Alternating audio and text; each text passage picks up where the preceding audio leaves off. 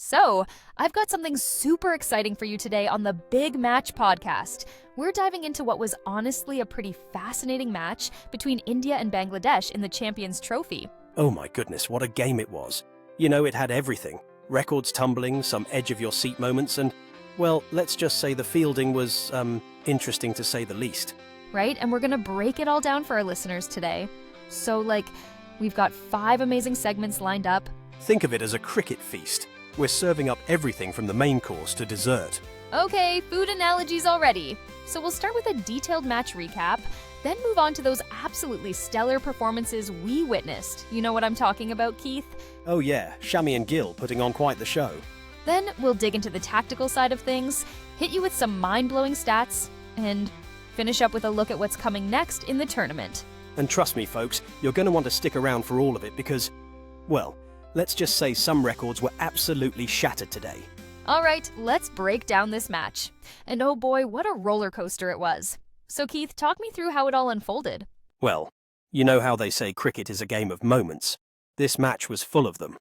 Bangladesh won the toss and decided to bat first, which honestly seemed like a pretty solid decision on that Dubai pitch. But it didn't exactly work out that way initially, did it? Not even close. I mean, Bangladesh literally stumbled their way to 35 for 5, and I was sitting there thinking, this could be over before my coffee gets cold. Axar Patel was on a hat-trick at one point, but Rohit spoiled his party. More on that later, and the Bangladesh batting lineup was looking shakier than a Jenga tower in an earthquake. But then, Towhid Hridoy happened. Oh man, did he ever. You know what? It reminds me of that classic Rocky story. Down but definitely not out. Hridoy, battling through some serious cramps, mind you, put on this absolutely brilliant partnership with Jaker Ali. They managed to take Bangladesh from, well, pretty much rock bottom to a somewhat respectable 228. Though I noticed India's fielding was a bit, generous. That's putting it mildly. There were 3 dropped catches, including 1 absolute sitter from Rohit Sharma when Axar was on hat-trick. I feel for him. It's like they were trying to add some drama to the script, you know what I mean? And then came India's chase. Tell me about how that played out. So, it started like a typical Rohit Gill show, all guns blazing with this quick-fire 69-run opening partnership. But then, the pitch started showing its true colours. It got slower than my internet connection during peak hours, and suddenly scoring became about as easy as solving a Rubik's Cube underwater. I noticed Gill really had to dig deep for this one. Absolutely. It was actually his slowest ODI 100 ever, 101 off 129 balls. But you know what they say, slow and steady wins the race. He played it perfectly for the conditions, took his time, and with some solid support from KL Rahul at the end, guided India home with 6 wickets and 21 balls to spare. Let's dive into the star performances that really shaped this match. And wow, there were quite a few standouts. You bet. First up, we've got to talk about Mohammed Shami.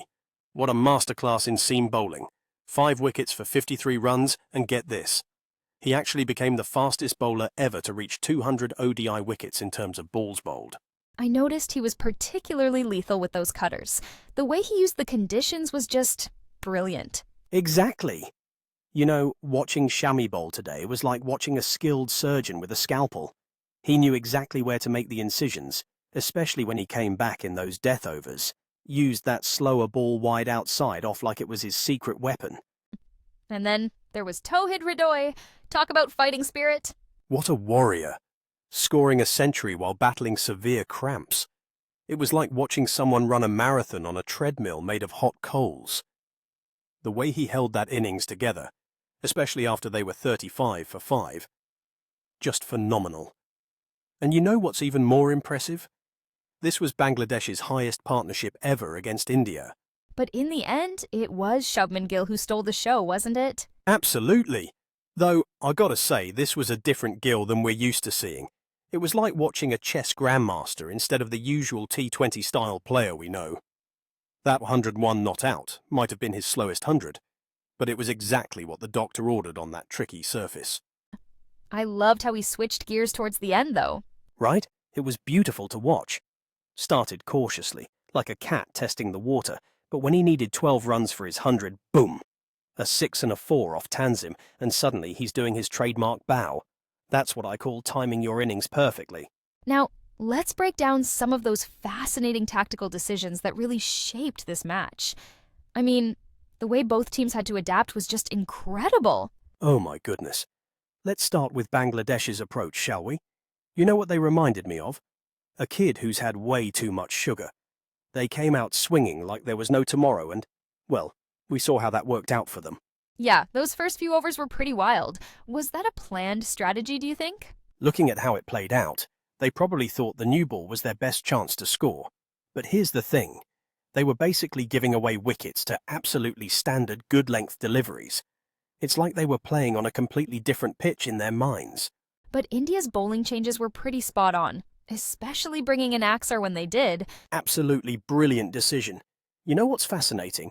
The moment Axar came into the attack in that 9th over, it was like someone flipped a switch. 2 wickets in 2 balls, and suddenly Bangladesh were in all sorts of trouble.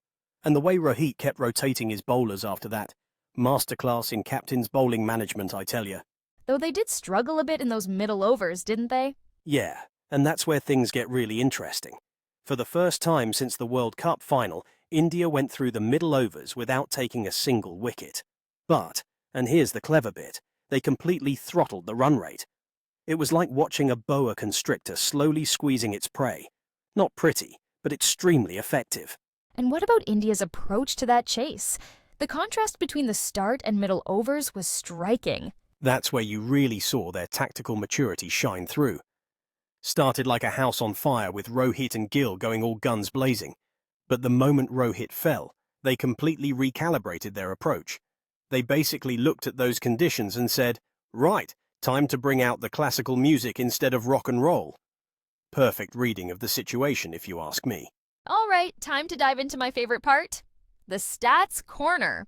And oh boy, do we have some juicy numbers to talk about today? You're gonna love this because we witnessed some absolutely incredible milestones today. Like, remember when people used to say records are meant to be broken? Well, Mohammed Shami just took that saying and absolutely ran with it. The 5-wicket haul was impressive enough, but there's more to it, isn't there? Oh, you bet there is. Shami just became the fastest bowler to reach 200 ODI wickets in terms of balls bowled. Just let that sink in. 5,126 balls. He knocked Mitchell Starc right off that perch, who needed 5,240 balls.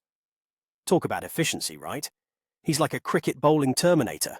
And speaking of milestones, our captain wasn't going to be left behind. Rohit Sharma, man, what a legend.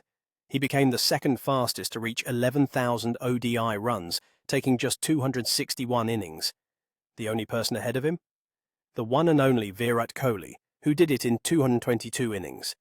These guys are literally rewriting the record books every time they step onto the field. There was something about Virat's fielding milestone too, wasn't there? Yes, he's now tied with Mohammed Azharuddin for the most catches by an Indian fielder in ODIs, 156 catches. Though, you know what's funny? In the all-time list, he's still chasing Mahela Jayawardene, who's way ahead with 218 catches. It's like trying to catch a speeding train on a bicycle. And here's one that made me chuckle. Kuldeep's first no-ball after so long. That was absolutely wild. 5,476 balls in ODIs before his first front-foot no-ball. That's 108 matches of perfect front-foot discipline gone in a moment. But hey, even Picasso probably made a few sketches he wasn't proud of, right? And now, let's shift our focus to what's coming up next. We've got a really exciting match on the horizon. Oh man, you're talking about Afghanistan versus South Africa in Karachi, aren't you? Now that's going to be absolutely fascinating. You know, it's kind of like David versus Goliath, but plot twist. David's been hitting the gym lately. I heard Afghanistan's coming into this with some serious momentum, right? You bet they are. Get this. They actually beat South Africa 2-1 in their last ODI series in Sharjah.